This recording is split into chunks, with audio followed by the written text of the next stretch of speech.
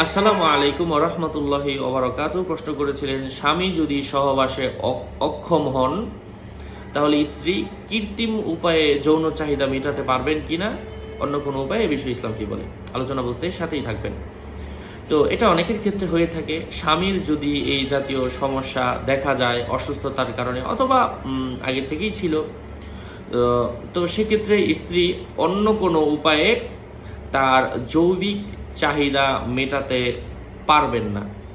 ইসলাম তাকে এই অনুমতি দেয় না। স্বামীকে সুস্থ হওয়ার জন্য অনুমতি মানে একটা সময় দেয়া হবে।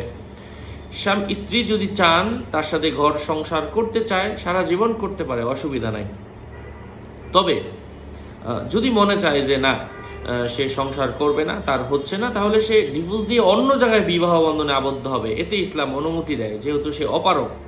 তবে তবে সে